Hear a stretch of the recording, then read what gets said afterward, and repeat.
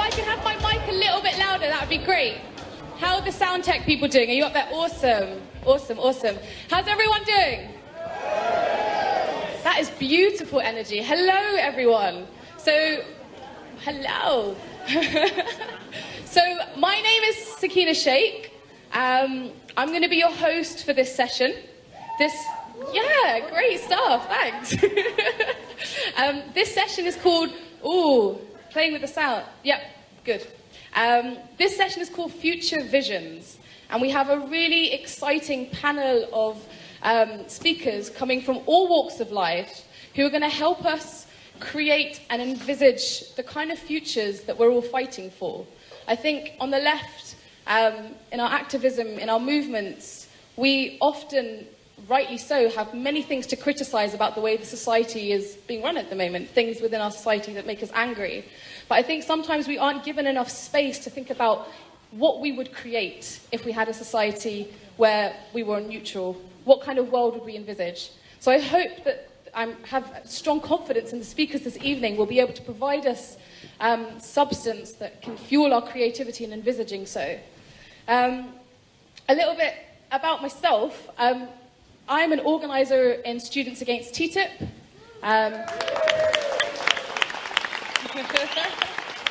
You guys are the best.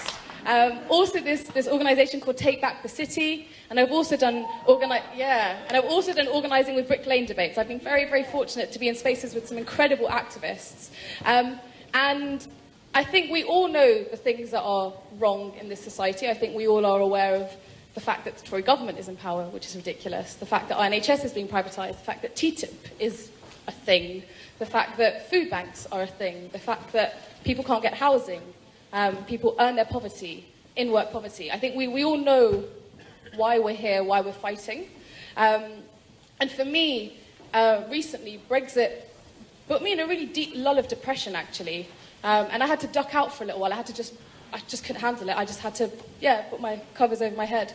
And when I finally came out of my sort of small lull of depression, I'd forgotten how many activists and how many campaigners were around me that are so inspiring and were fiercely, fiercely mobilising. And I took strength from their strength, and I took energy from their energy. So I hope that we can continue co-creating strength and energy amongst each other. So like I said, I'm incredibly, incredibly excited about the panel of people we have today. Creative, brilliant organisers, thinkers from all walks of life. I can't personally help create a vision for the future, but there are a few things I wanted to really quickly share with you.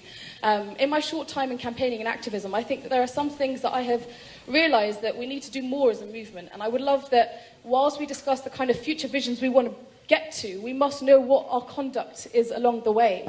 And something that Take Back the City has taught me is whilst we fight for communities and with communities, we must do it on their terms. We must be going to the communities that we're fighting with. For housing, for instance, we need to be on their doors, on their terms.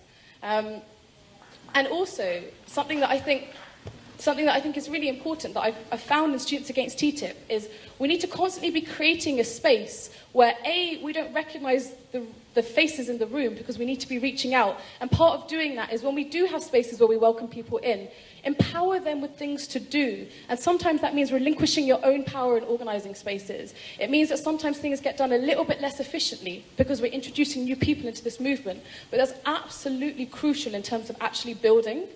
And most importantly, in my opinion, is I hope that in all spaces that we're in, we always check our privileges. Because when we move towards this beautiful envisaged future that I think we're very, very, very strongly, clearly on the way to doing, and like I said, I take so much strength from everyone in this room. I hope we're all aware of what gender balance is looking like in the room, what race balance is looking like in the room, the kind of language we're using in terms of is it accessible to people with disabilities or different sexualities. I'm incredibly excited about the future that we're moving towards. Like I said, I've never seen so much energy and movement in people, and I have every faith that will continue so long as, we listen to each other and we act with self-love.